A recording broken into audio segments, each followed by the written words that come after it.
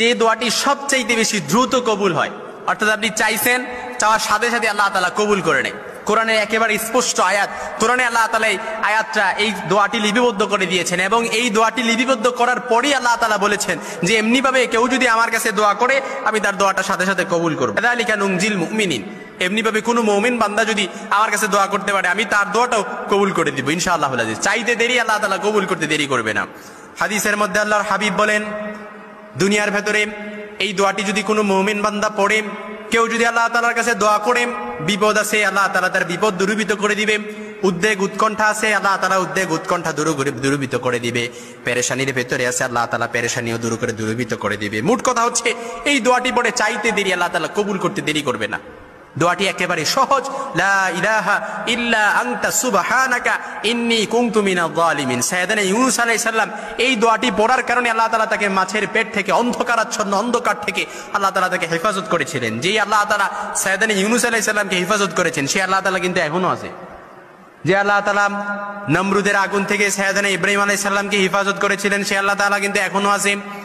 যে আল্লাহ তাআলা সাইয়েদনা আইয়ুব আলাইহিস সালামকে হেফাজত করেছিলেন সে আল্লাহ তাআলা কিন্তু এখনো আছে। যে আল্লাহ তাআলা সাইয়েদনা ইউসুফ আলাইহিস সালামকে কুয়া থেকে হেফাজত করেছিলেন সে আল্লাহ তাআলা কিন্তু এখনো আছে।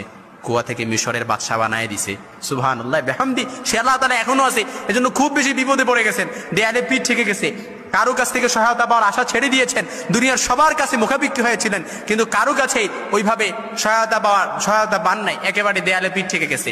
কোনো সমস্যা নেই, আল্লাহ তাআলার কাছে চান, লা ইলাহা ইল্লা আনতা সুবহানাকা ইন্নী কুনতু মিনাজ জালিমিন। আল্লাহ আপনি ছাড়া আর কোনো মাবুদ নাই, লা ইলাহা ইল্লা আনতা সুবহানাকা, আপনি অতি মহান পবিত্র, ইন্নী কুনতু মিনাজ জালিমিন, নিশ্চয়ই আমি জালেমদের অন্তর্ভুক্ত।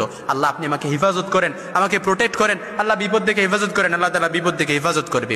শত্রুর পক্ষে যে জিহাদের ময়দানে গেছেন, যুদ্ধের ময়দানে একেবারে বিপদের শত্রুর মুখাপেক্ষী হয়ে গেছেন, শত্রু আপনাকে মারতেছে, ওই মায়ের মধ্যেও যদি আপনি এই দোয়াটা পড়েন, শত্রু আপনাকে যতই আঘাত করুক না কেন একটা আঘাত আপনার গায়ে লাগবে না ইনশাআল্লাহুল আজিজ।